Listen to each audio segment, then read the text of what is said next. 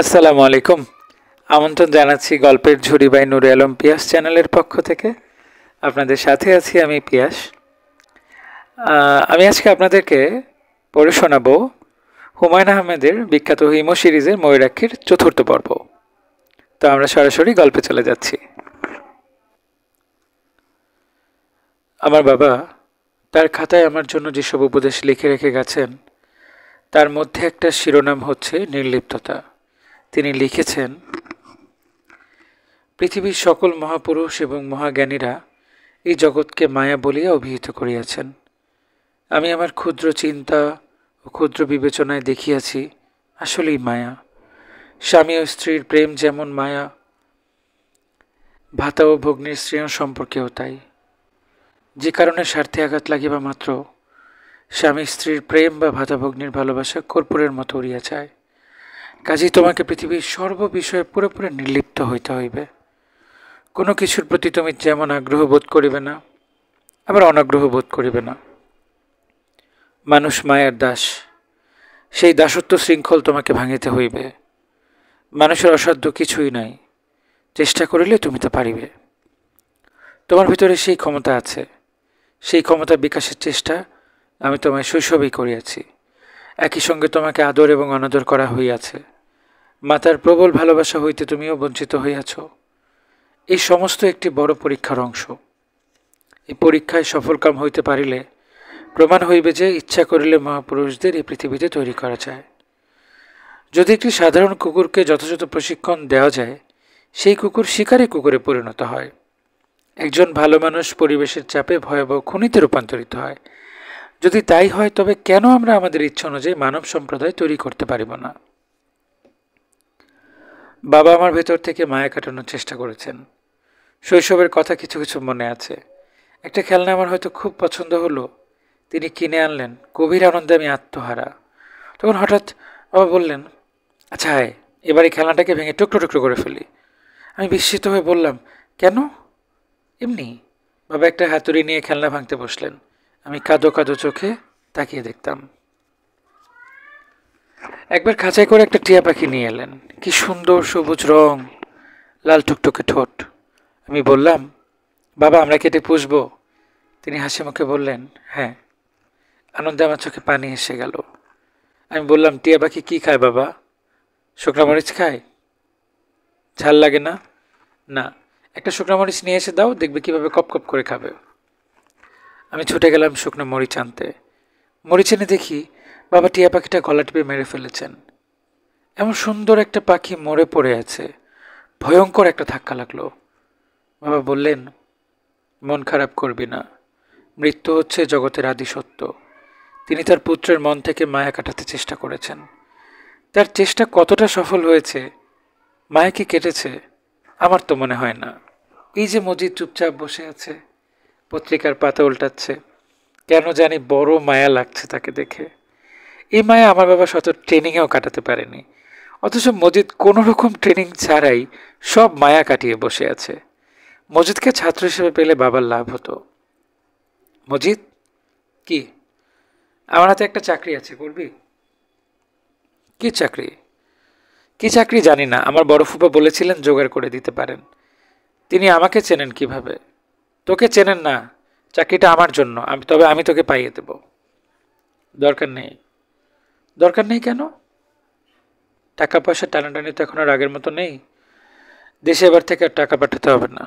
কেন? বাবা মারা গেছেন। সে কি?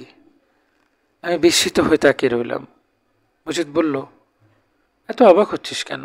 বুড়ো হয়েছে, মারা গেছে, কিছুদিন পর আর বোনকেও টাকা পাঠাতে হবে না। সেও কি মারা যাচ্ছে? না, তার ছেলে পাশ করেছে, বিএ পাশ, চাকরি বাকরি কিছু একটা পেয়ে যাবে। তুই চাস না তোর একটা গতি হোক? আরে দূর দূর, ভালোই তো আছি। মজিদ হাই তুলল। আমি বললাম, ভাত খেয়েছিস? না, চল খেয়ে আসি। রাস্তায় নেমে মজিদ বলল, বিয়ে বাড়িটারি কিছু পাওয়া যায় কিনা খুঁজে দেখবি, বিরিয়ানি খেতে ইচ্ছে করছে। আমি বললাম, বিয়ে বাড়ি খুঁজতে হবে না, চল পুরানটাকে নিয়ে গিয়ে তোকে বিরিয়ানি খাওয়াবো, টাকা আছে। আবার এত দূর যাব? আর ছুটির দিন ছিল, একটু হাঁটলেই বিয়ে বাড়ি পেয়ে যেতাম। তুই কি একটা বিয়ে করবি নাকি মজিদ? আমি? আরে দূর, বিয়ে করা মানে শতেক যন্ত্রণা, শতেক দায়িত্ব। দায়িত্ব ভালো লাগে না। সিগারেট খাবি মজিদ? মজিদ হ্যাঁ না কিছুই বলল না। দিলে খাবে, না দিলে খাবে না। আমি রাস্তার মোড়ের দোকান থেকে সিগারেট কিনলাম। মজিদ নির্লিপ্ত ভঙ্গিতে টানছে। আমি বললাম, তুই দিন দিন কি হয়ে যাচ্ছিস বলতো? কি হচ্ছে? গাছ হয়ে যাচ্ছিস। সত্যি সত্যি গাছ হতে পারলে ভালোই হতো। আমরা রিক্সার খোঁজে বড় রাস্তা পর্যন্ত চলে এলাম। রিক্সা আছে, তবে ওরা কেউ পুরান ঢাকার দিকে যাবে না। দূরের ট্রিপে ওদের ক্ষতি, কাছের ট্রিপে পয়সা বেশি, পরিশ্রম কম। এত কিছু মাথায় ঢুকবে না। এরকম বোকা একজন রিক্সাওয়ালার জন্য আমাদের অপেক্ষা করতে হবে। মজিদ, বল, তুই দেখ রিক্সা পাস কিনা, আমি চট করে একটা টেলিফোন করে আসি। আচ্ছা। আমি টেলিফোন করতে ঢুকলাম তরঙ্গিনী নামের স্টেশনারি দোকানে। আজকাল চমৎকার সব দোকান হয়েছে। এদের নামও যেমন সুন্দর, সাজসজ্জাও সুন্দর। আমাকে দেখে দোকানের সেলসম্যান জামানে গিয়ে এলো। এই ছেলের বয়স অল্প, সুন্দর চেহারা। একদিন দেখি দোকানে আর আসছে না। মাস দুয়েক পরে এসে আবার উপস্থিত, সমস্ত মুখ ভর্তি বসন্তের দাগ। ব্যাপারটা বিস্ময়কর, কারণ পৃথিবী থেকে বসন্ত উঠে গেছে। এই ছেলেই সেই বসন্ত পেল কি করে? সবসময় ভাবি জিজ্ঞেস করব, জিজ্ঞেস করার হয়ে ওঠে না। তবে তার মুখে দাগ হবার পর তার ব্যবহার খুব ভালো হয়েছে। আগে ব্যবহার খুব খারাপ ছিল। জামান হাসি মুখে বলল, স্যার ভালো আছেন? হুম। টেলিফোন করবেন? যদি টেলিফোনের ডায়াল টোন থাকে এবং টেলিফোনের চাবি থাকে তাহলে করব। দুটো টেলিফোন করব, এই যে 4 টাকা। টাকা দিয়ে সবসময় লজ্জা দেন স্যার। লজ্জার কিছু নাই। টেলিফোন শেষে আমি আপনাকে একটা কথা জিজ্ঞেস করব। প্রায় জিজ্ঞেস করব ভাবি, কিন্তু মনে থাকে না। আজ আপনি মনে করিয়ে দেবেন। জি আচ্ছা। আমার সামনে টেলিফোন দিয়ে জামান সরে গেল। এটুকু ভদ্রতা আছে, অধিকাংশ দোকানে টেলিফোন করতে দেয় না। টাকা দিয়েও না, যদি দেয় রিসিভারের আশেপাশে ঘুরঘুর করে, কি কথা হচ্ছে শুনবার জন্য। হ্যালো, কে কথা বলছেন? তুমি কি মীরা? হ্যাঁ হ্যাঁ, আমি মীরা। আপনি কি? আমি বুঝতে পারছি আপনি টুটুল। আসল জন না, নকল জন। ওই দিন খট করে টেলিফোন নামিয়ে রাখলেন কেন? আমার অসম্ভব কষ্ট হয়েছিল। টেলিফোন নামিয়ে রাখিনি তো, হঠাৎ লাইন কেটে গেল। আমিও তাই ভেবেছিলাম। অনেকক্ষণ টেলিফোনের সামনে বসেছিলাম। লাইন কেটে গেল, তাহলে আবার করলেন না কেন? টাকা ছিল না। টাকা ছিল না মানে? আমি তো বিভিন্ন দোকান টোকান থেকে টেলিফোন করি, 2 টাকা পকেটে নিয়ে যাই। আরেকবার করতে হলে আরও 2 টাকা লাগবে, বুঝতে পারছো? পারছি। এখন আপনার সঙ্গে টাকা আছে তো? আছে। ওই দিন আপনার টেলিফোন পাওয়ার পর বাবাকে বললাম। বাবাকে তো চেনেন না, বাবা খুবই রাগী মানুষ। তিনি প্রথম আমাদের দুজনকে খুব বকা দিলেন, আপনাকে রাস্তা থেকে তোলার জন্য এবং পথে নামিয়ে দেবার জন্য। তারপর? আচ্ছা, আপনি আমার কথা শুনছেন তো? হ্যাঁ, শুনছি। তারপর বাবা বাড়িতে করে, গাড়িতে করে থানায় গেলেন, ফিরে এলেন মন খারাপ করে। মন খারাপ করে ফিরলেন কেন? কারণ ওসি সাহেব আপনার সম্পর্কে অদ্ভুত অদ্ভুত কথা বলেছেন। আপনি নাকি পাগল ধরনের, তার উপরে কবি। আমি কবি? হ্যাঁ, আপনি যে কবিতার খাতাটা থানায় ফেলে এসেছিলেন, বাবা সেইটিও নিয়ে এসেছেন। তাই নাকি? হ্যাঁ, আমি সবগুলো কবিতা পড়েছি। কেমন লাগলো? ভালো, অসাধারণ। সবচেয়ে ভালো কোনটা? বলবো, আমার কিন্তু মুখস্থ কবিতাটার নাম রাত্রি। পরীক্ষা নিচ্ছি, দেখি সত্যি সত্যি তোমার মুখস্থ কিনা, কবিতাটা বলো। মেয়েরা সঙ্গে সঙ্গে আবৃত্তি করলো। অতন্দ্রিলা, ঘুমাওনি জানি, তাই চুপি চুপি গাঢ় রাত্রে শুয়ে বলি শোনো, সৌর তারা ছাওয়ায় বিছানায় সূক্ষ্ম জল রাত্রির মশারি, কত দীর্ঘ দুজনারে গেল সারাদিন আলাদা নিঃশ্বাসে, এতক্ষণে ছায়া, ছায়া পাশে ছুঁই, কি আশ্চর্য দুজন দুজনে অতন্দ্রিলা। হঠাৎ কখন শুভ্র বিছানায় পড়ে জ্যোৎস্না, দেখি তুমি নেই। কবিতাটি সে আবৃত্তি করলো, চমৎকার। আবৃত্তি শেষে ছোট্ট নিঃশ্বাস ফেলে বলল, কি বলতে পারলাম? হ্যাঁ, পারলে। তোমার স্মৃতিশক্তি অসম্ভব ভালো মীরা। তবে কবিতা সম্পর্কে তোমার কোনো ধারণা নেই। কেন? এটা কি ভালো কবিতা না? অবশ্যই ভালো, তবে আমার লেখা না, অমিয় চক্রবর্তীর লেখা। আপনার নোটবইয়ের সব কবিতা কি অন্যের? হ্যাঁ, মাঝে মাঝে কিছু কবিতা পড়ে মনে হয় এগুলো আমারই লেখার কথা ছিল, কোনো কারণে লেখা হয়নি, তখন সেটা নোটবুকে টুকে রাখি। আপনি কি খুব কবিতা পড়েন? না, একেবারেই না। তবে আমার এক বান্ধবী আছে, সে খুব পড়ে এবং জোর করে আমাকে কবিতা শোনায়। ওর নাম কি?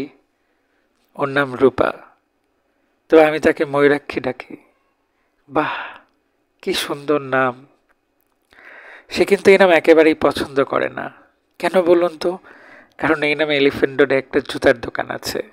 মীরা খিলখিল করে শব্দ করে হেসে উঠল। অনেকক্ষণ পর্যন্ত হাসলো। মনে হলো মেয়েটা যে পরিবেশে বড় হচ্ছে সে পরিবেশে কেউ রসিকতা করে না, সবাই বেশ গম্ভীর হয়ে থাকে। সামান্য রসিকতা এই কারণে সে এতক্ষণ ধরে হাসছে। হ্যালো, আপনি কিন্তু টেলিফোনটা রাখবেন না। আচ্ছা, রাখবো না।